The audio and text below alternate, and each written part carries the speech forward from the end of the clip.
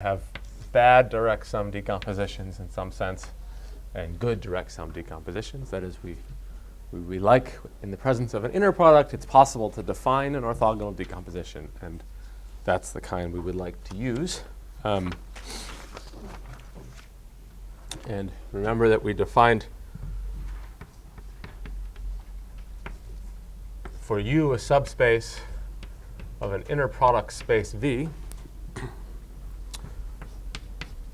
the orthogonal complement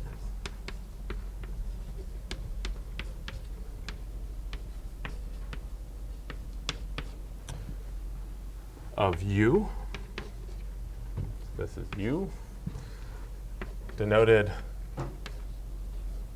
U perp, this is U perp, is this just the set of all vectors in V with inner product 0 against every vector in U. And we observed that U perp was itself a subspace. Because 0 is in U perp, it's closed under addition and under scalar multiplication, and that the orthogonal complement of the space itself is just the set of all vectors which are orthogonal to everything, which is the 0 vector space, and that orthogonal complement, of course, being defined only with respect to the ambient space. So really, when I write the little perp after that, I should say perp with respect to V, orthogonal complement with respect to V, because the answer, of course, depends on V. So now we'd like to show that this is the right notion for the direct sum we'd like, which is that the complement of the blackboard is the space which is normal to the blackboard, which comes directly out at you, and so on. And so to state that as a theorem, we should say, let U be a subspace of an inner product space V, then V is the direct sum of U and U's orthogonal complement, U perp. So to prove that, we're going to look at a basis for U and extend it to a basis for everything else. So suppose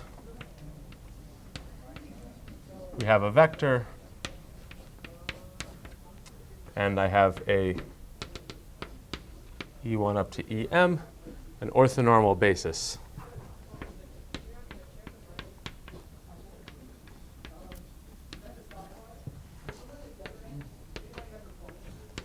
For the subspace U that we're interested in.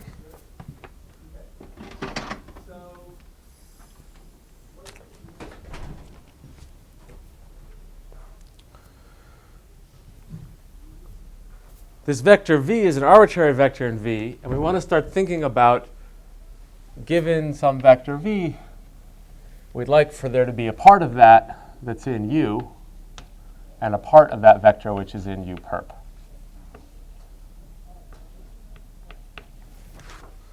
So to that end, let V sub U be the sum, and we haven't really justified calling it the part that's in U, but we can certainly make this definition. So let V sub U be the sum I equals 1 to M of the inner product of V with the eith orthonormal basis vector of U, multiplied again by that. So this is kind of the part of V in U. Then, tautologically, I can always write V as the part of V which is in U plus V minus the part of V which is in U. It doesn't say anything by associativity. But we can observe V minus VU is the part left over. It's orthogonal to every vector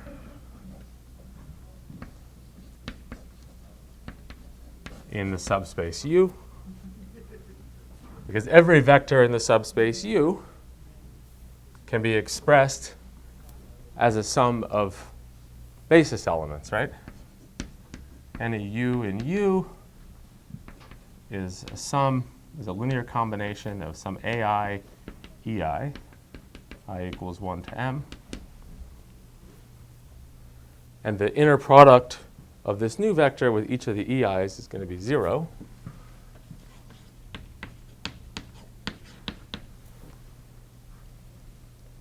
EJ was a basis element of U, an element of the orthonormal basis for U. The inner product of V minus VU, V minus VU, and this EJ is V, the inner product of V and EJ, the first part, minus the rest, the inner product of VU and EJ. So that's the inner product of V and EJ. And then when we take the inner product of VU with EJ, VU itself was just this linear combination. And when I take the inner product of this linear combination with any of the EJs, if J is equal to I get a 1. When this vector is inner producted with the other vector, I get a 0 if I and J are different.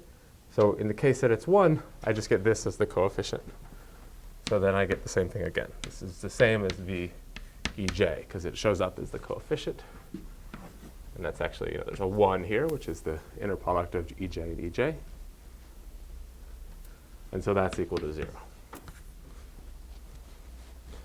So this VU, V minus VU, is orthogonal to anything which is a linear combination of the orthonormal basis for U, but that means it's orthogonal to any vector in U. So this V minus VU is an element of U perp by definition. And so what we've shown is that V can be written as something in U, V sub U, plus something in U perp, V minus V sub U. So in other words, every element of V has an expression as a sum of something in this space and something in this space. And what we haven't yet shown is that that decomposition is unique.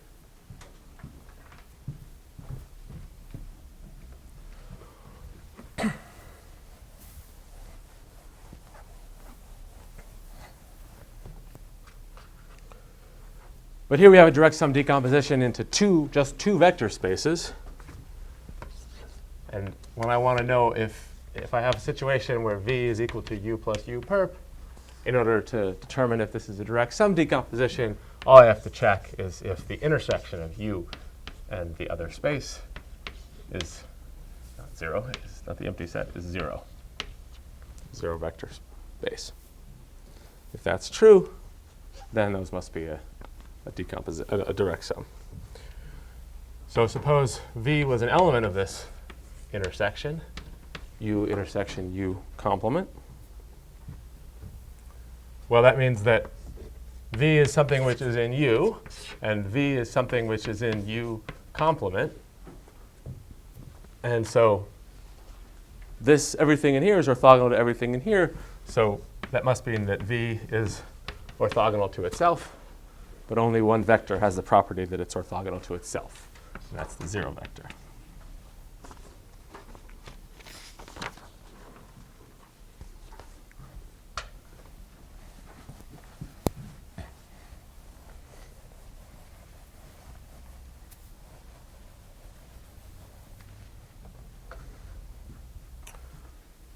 So here's a consequence of that. If U is a subspace of an inner product space V,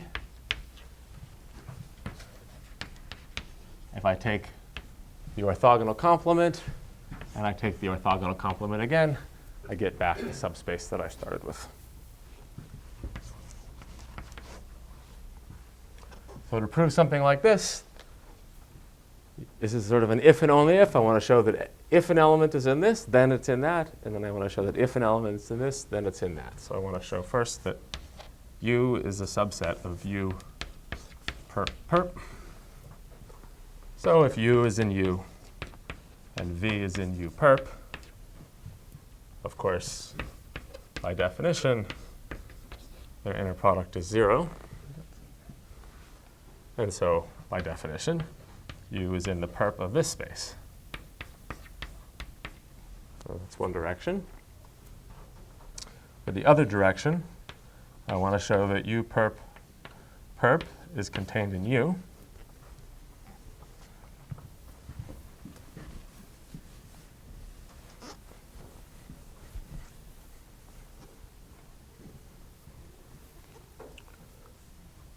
So suppose that I have some vector v in U perp perp. And by the direct sum decomposition, let's let v equal U, something in U, and W, something in U perp. And by the first part, I know that U is in U perp perp. So this W V minus U is in U perp. V minus U is in U perp perp. So V minus U is 0. V is equal to U.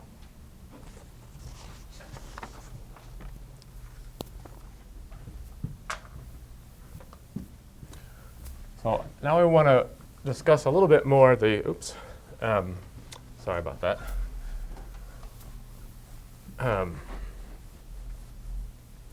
We want to discuss a little bit more the notion of taking the part of a vector which lies in one of the subspaces. Can you change it to be vector? Yeah, sure. Sure. Sorry about that. Where was I? Here, U perp is in U. Okay. Suppose V is in U perp perp. Let V be U plus W, which is something in U and something in U perp. And I can always write it that way because I have a direct sum decomposition of the vector space V into something into U and U perp.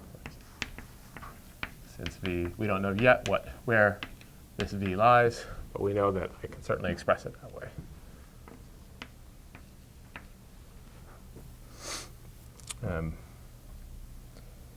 And we know that U is in U perp perp by this. U is in U, and this is equal. Okay. So in this decomposition, I can write V minus U as my W. That's in U perp. V minus U is also in U perp perp, since V is in U perp perp, U is in U perp perp.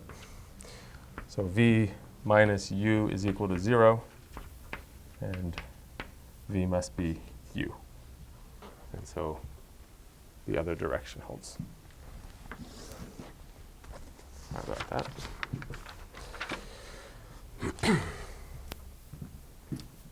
Okay, so I want to talk a little bit more about the idea that we're taking the part. We have a subspace, U in V, and we have a vector, V in V, and we want the part of V in U. So I'll make that precise.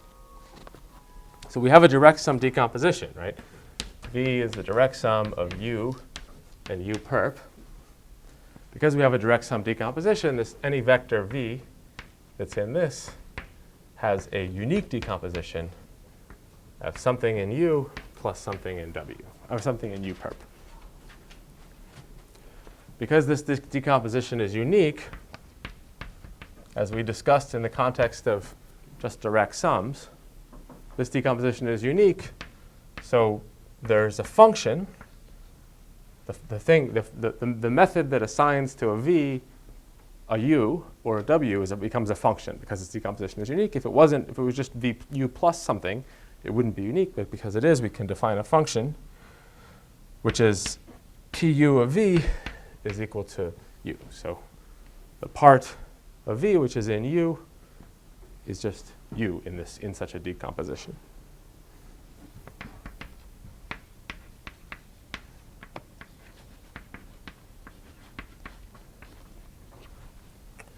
So when I talked about that in the context of just direct sums, I suggest you think about the whether that function is linear. So because it becomes really important, let's talk about why it's linear. So this is linear. We should think about this as, we can think about it two different ways. We have a choice. Right? We can think about this as being a linear operator on v, because it takes an element of v and it spits out an element of u, which is also an element of v. And we can also think about it as an element of the space of linear maps from v to u. So it's both of those things at once, as is any function. Right? Any linear operator is also an operator to its range. It's surjective onto its range. And this just happens to be its range. And sometimes it's useful to think about it one way, and sometimes it's useful to think about it the other. And this thing is called a projection operator, because it projects to the space. The projection operator is the first thing, so otherwise it wouldn't be an operator. It might be called a projection map in the second case. And to show that it's linear, we just have to check that it respects addition and scalar multiplication. So addition, we have on the one hand, if we have v and v prime in our vector space v, we want to show that p of v plus v prime is equal to pu of v plus pu of v prime. Right? Well, we're talking about, we have a decomposition, direct sum decomposition to u perp going on in the background, so we can always write v as u plus w, u is in u, w is in u perp. V prime, similarly, is something in u plus, call it u prime, plus something in u perp.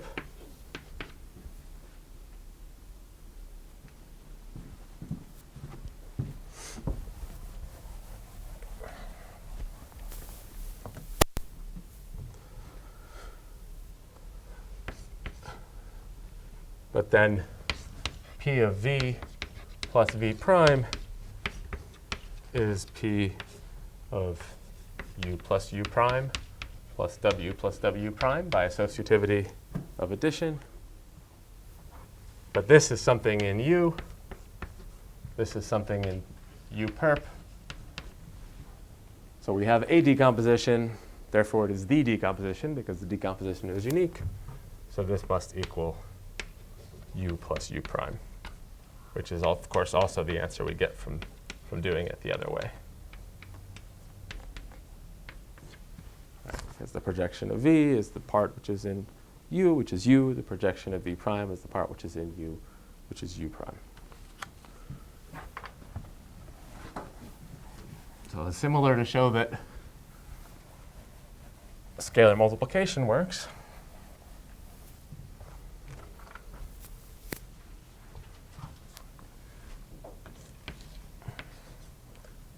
Pu of alpha v, so v is u plus w, where u is in the subspace u and w is in its orthogonal complement. Of course, if I multiply that by some field element, I can push the multiplication through. It's linear.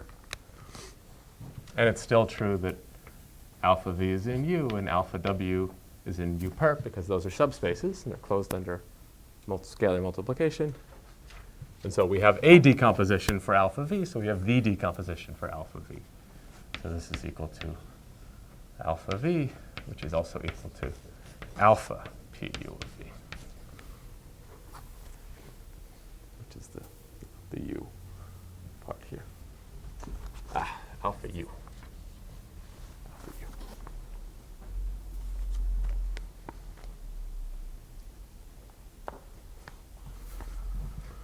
So a couple of things we could note about projection operators, some of which we talked about already in terms of direct sums. So the range of a projection operator is the space that it's projecting to, no surprise there. The null space of a projection operator, well, it's not just the W, but the complement. That's nice, right? So it separates U and U orthogonal complement. So any vector minus its projection, by the same logic we used before, is something in the complement.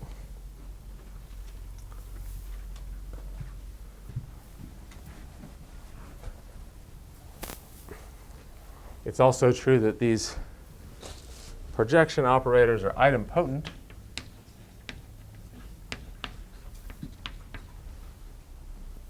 Meaning that if I apply it twice, it's the same as applying it once. In other words, once I'm in U, it's the identity. Pu restricted to U is the identity on U.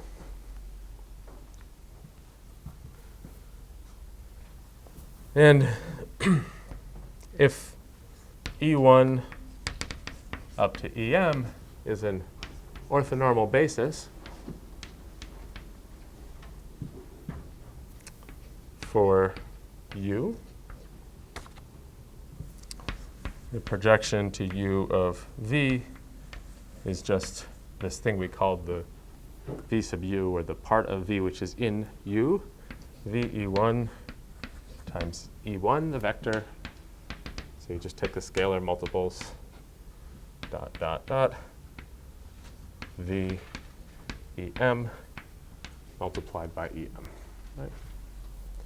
And from that, it's easy to see that because it's easy to compute norms for things in terms of their orthonormal bases, the projection with respect to V, projection to U of V, its norm has to be smaller than the norm of V.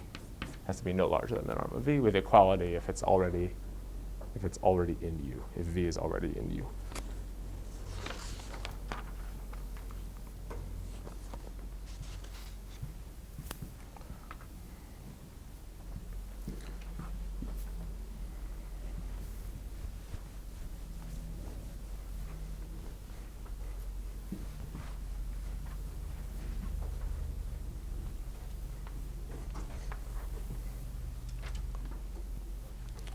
So one of the things that these projection operators and this notion of inner product are used most commonly for in applications of linear algebra is to solve optimization problems, minimizing things, maximizing things.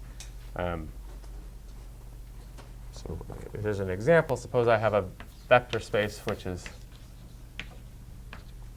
isomorphic to R2, so the blackboard type vector space. And I have a subspace U. And here's an origin, and I have some other vector, V, in this vector space.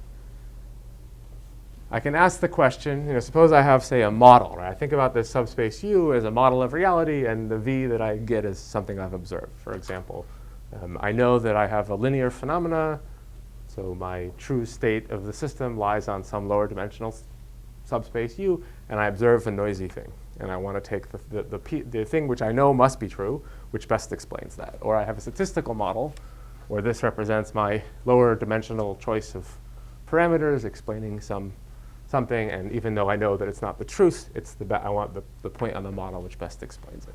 An example in like linear regression or something like that. What we want is,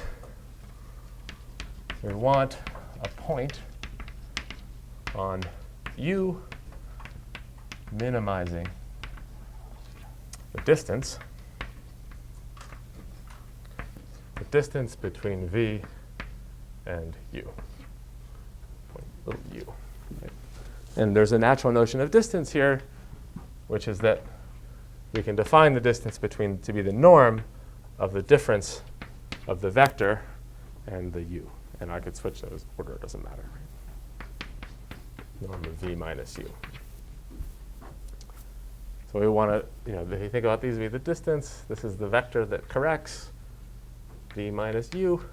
And we want to make that as small as makes its length as small as possible. Of course, the solution of the picture I've drawn is to choose the u, which makes this a right angle, right? Which makes this difference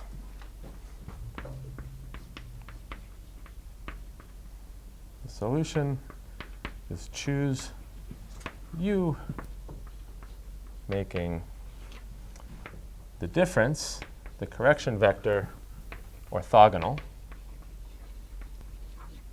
to the subspace. Well, that's the idea for the solution, but we should prove that that's true.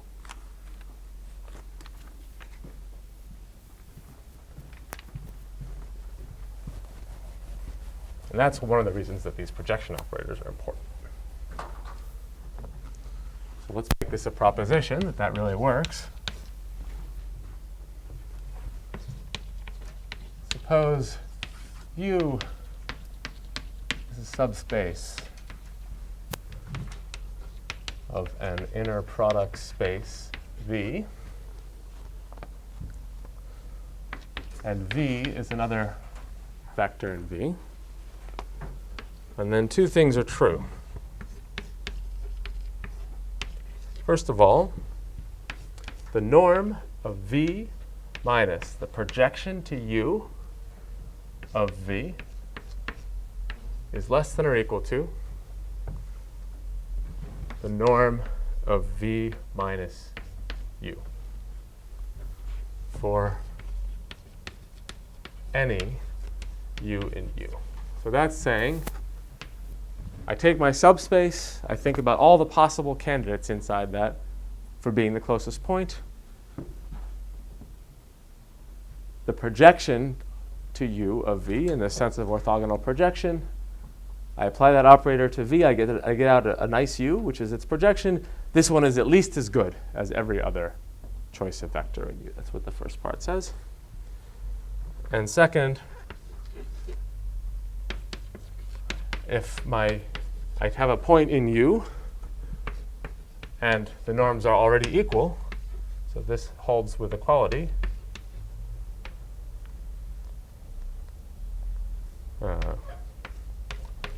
is equal to the difference. So I have one which is just as good as the projection already. There can only be one such thing.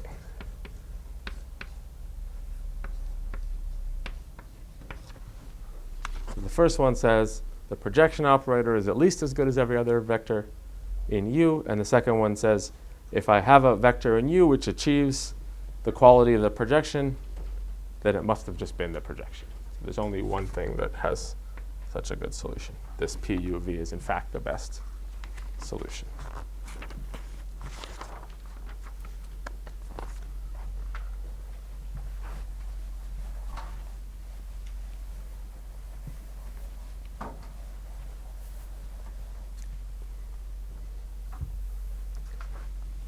Prove that.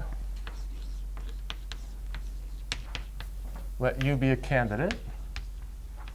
So some point candidate in U that we're thinking about. And consider V minus PU of V, its squared norm. That's, well, it's equal to itself, V minus PU of V, and it's less than itself plus any real number. And the real number I want to choose is the norm squared of the projection to u of v minus this candidate u squared. So that's some positive real number, non-negative real number. And I add that to this, then it makes this an inequality in general. But because of the observation, which I just erased, which is that if I take such a thing, I get something which is in fact orthogonal. So since v minus puv is in u perp, and puv minus u is this is in u, this is in u. These are two things in u. Then these two vectors, this one and the one that I added, are in fact orthogonal.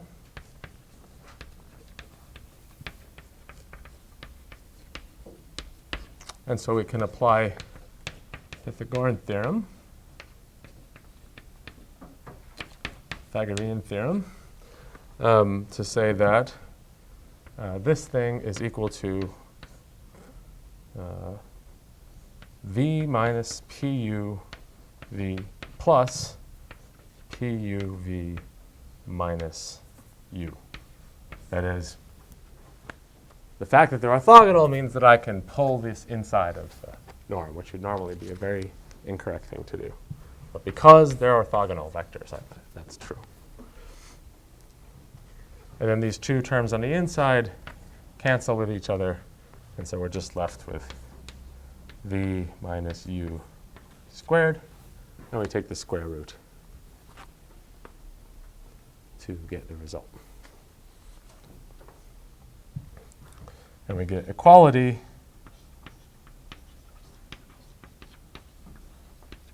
when puv minus u is 0. That is when these things are already equal, when u is already the projection.